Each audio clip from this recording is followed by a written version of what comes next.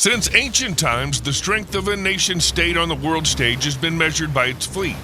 Even in the era of the Great Geographical Discoveries, European countries fought for supremacy on the seas, and the British Empire built all its power on the principle of command of the sea. However, after World War II, the United States finally established itself as a leader whose navy evolved into the most powerful army on the water. But what exactly contributed to this? We'll try to answer this very question today.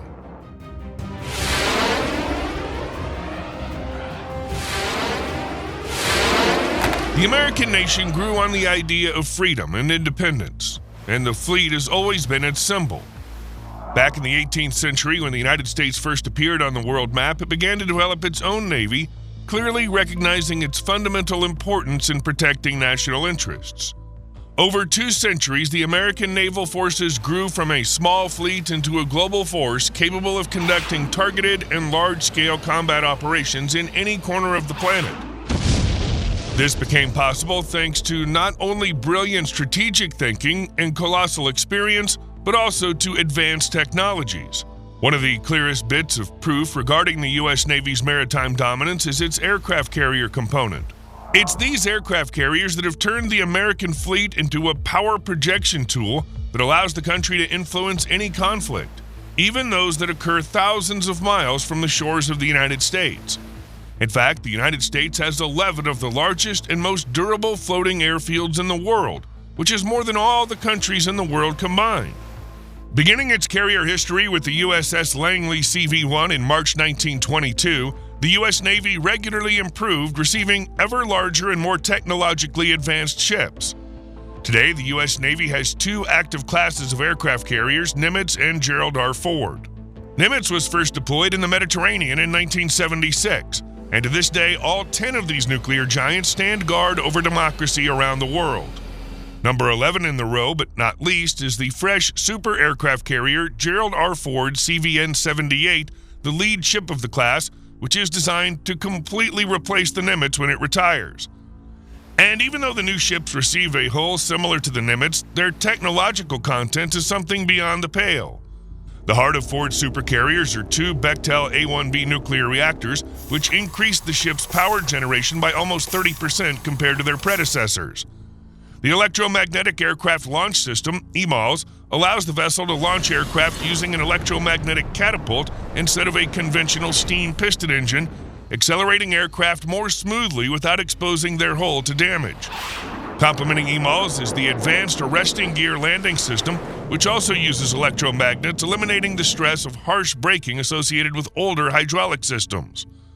Ford-class aircraft carriers can carry up to 90 different aircraft, including Boeing FA-18EF Super Hornet fighters, and of course the brand new Lockheed Martin F-35 Lightning II, electronic warfare aircraft EA-18G Growler, Northrop Grumman E-2 Hawkeye airborne early warning aircraft, Grumman C-2 Greyhound transporters, Sikorsky SH-60 Seahawk helicopters, and also combat drones.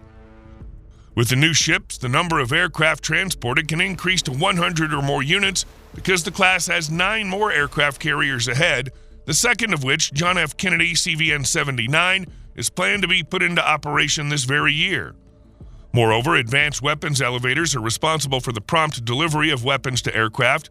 11 of these elevators were installed on supercarriers and travel at speeds of up to 150 feet per minute and carry up to 24,000 pounds of ammunition, reducing the time it takes to rearm U.S. Navy and Air Force aircraft from hours to 10 minutes. In addition to all of the above, the U.S. Navy also views Ford as a major platform for new technologies, seeking to introduce innovations like electric armor or combat lasers, the news of successful testing of which we've seen more and more often in recent years. Under the surface of the sea, the U.S. Navy has hidden one of the main elements of the country's nuclear triad, namely its nuclear submarines. Today, the fleet has 53 multi-purpose nuclear submarines, SSN, submersible ship nuclear powered, 14 strategic missile carriers, SSBN, submersible ship ballistic nuclear powered, and 4 cruise missile submarines, SSGN, submersible ship ballistic nuclear powered. The U.S. Navy operates 3 classes of fast attack submarines, USS Los Angeles, Seawolf, and Virginia, as well as Ohio-based ballistic and guided missile submarines. The main difference between them is not so much the speed or depth characteristics as it is the weapons. The multi-purpose nuclear submarines Los Angeles, Seawolf, and Virginia rely on the use of Mk-48 torpedoes and Tomahawk missiles capable of striking land and sea targets. Moreover, Virginia, thanks to the latest Block V update, will now be able to carry up to 40 Tomahawk missiles. At the same time, Ohio submarines are used in the most critical situations. 14 such submarines together carry about half of the active strategic thermonuclear warheads of the United States. 20 Trident II D5 submarine-launched ballistic missiles per ship. And although Trident missiles do not have preset targets, when submarines go out on patrol, those targets can be quickly acquired using secure and persistent radio links, including very low-frequency systems, straight from the United States Strategic Command based in Nebraska. Additionally, 22 launchers contain a salvo of 154 Tomahawk cruise missiles, which Ohio will not hesitate to use. Thus, during Operation Odyssey Dawn, USS Florida SSGN 728, along with British, French, and other Allied forces, enforced a no-fly zone over Libya in 2011, firing 93 Tomahawks at Libyan air defense targets, thereby destroying Gaddafi's air defense system. Speaking about future prospects, we can't discount the SSN-X, or Next Generation Attack Submarine program, aimed at developing a new class of nuclear attack submarines that will replace the Virginia and Seawolf. The program will focus on the submarine's stealth, sensor capabilities, and of course firepower to enable them to operate effectively in a variety of scenarios, including intelligence gathering, special operations, and anti-submarine warfare. A single ship in this program will cost taxpayers somewhere between $5.6 and $7.2 billion, which, however, is still cheaper than Ford's almost $13 billion supercarrier. The construction of these ships is currently set for the 2040s. Submarines are, of course, the fundamental elements of the U.S. Navy, but the core of the surface fleet is still made up of destroyers and cruisers. Let's go over some of them. Burke-class guided missile destroyers, DDG, equipped with an Aegis combat system, which controls the guidance of anti-aircraft missiles at incoming targets, and a SPY 1D multifunction passive electronically scanned array radar. These destroyers are larger and more heavily armed than almost all previous classes of guided missile cruisers. Their air warfare arsenal includes surface-to-air missiles and the Aegis system. In the case of anti-submarine warfare, ships use towed array sonar, anti-submarine missiles, and ASW, anti-submarine warfare helicopters. If you need to carry out tactical ground strikes, Tomahawk missiles are used. And when it comes to anti-surface warfare, ASUW, destroyers use ship-to-ship missiles and guns. And even that's not all. Thanks to long service and regular upgrades, this class of vessels has also developed capabilities as mobile anti-missile and anti-satellite platforms. As of December 2024, the United States has all 74 Burke-class destroyers in service, and another 19 are planned to be commissioned. Although the total number, judging by the latest news, is firmly set to increase to 99 units. In addition to the Burke, the U.S. Navy also has 9 operational Ticonderoga-class guided missile cruisers up its sleeve, but these will begin to be replaced in the 2030s by warships being developed under the DDG-X, or Next Generation Guided Missile Destroyer program. The program is the culmination of the Large Surface Combatant Initiative, which followed the cancellation of construction of new Zumwalt-class destroyers that were deemed too costly. The DDG-X ships will replace 22 Ticonderoga Flight II class cruisers and 28 Burke Flight I and II class destroyers, and will feature more powerful sensors and even greater weight characteristics to accommodate future weapons and systems.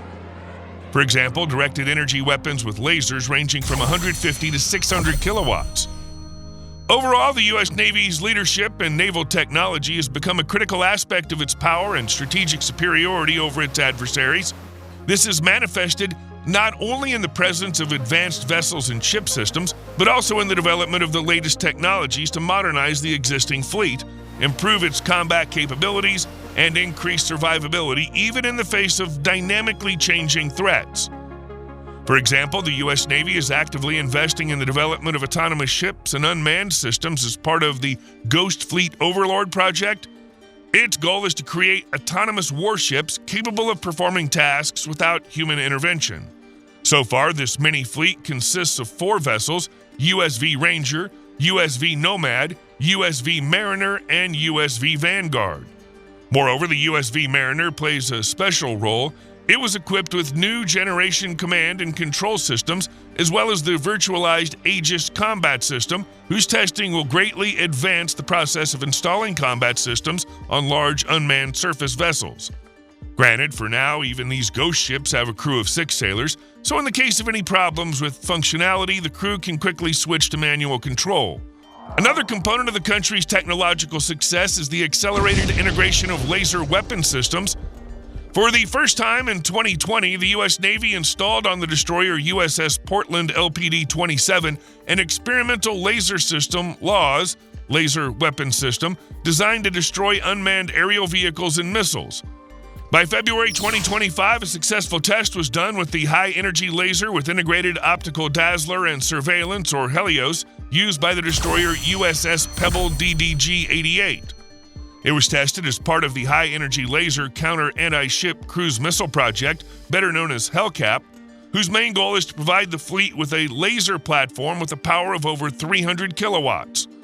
Although according to experts, the U.S. Navy should aim for lasers with a power of 500 kilowatts to 1 megawatt to destroy the most dangerous enemy missiles. But even the coolest technologies are not capable of turning the tide of events if your forces are not present throughout the planet.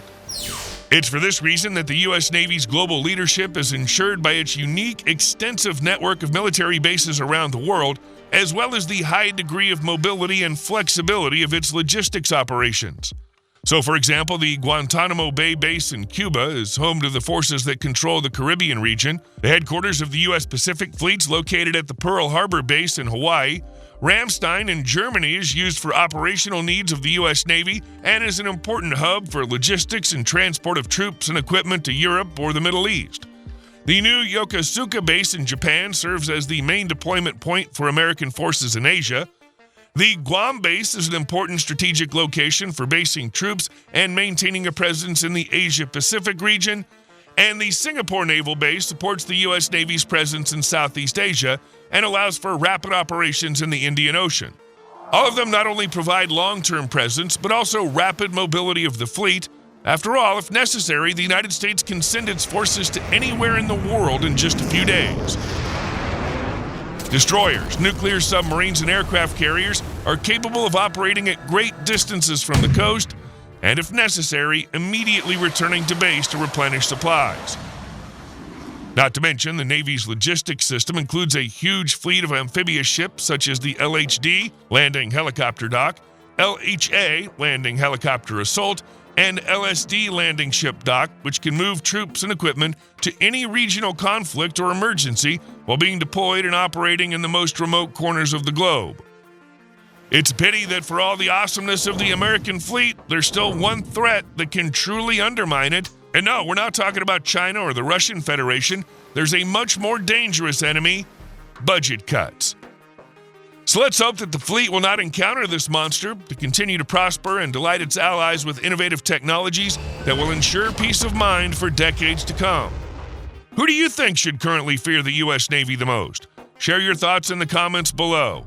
And if you enjoyed the video, please leave a like, subscribe to the channel, and hit that notification bell for more content like today's. Thanks for watching, and we'll see you in the next one.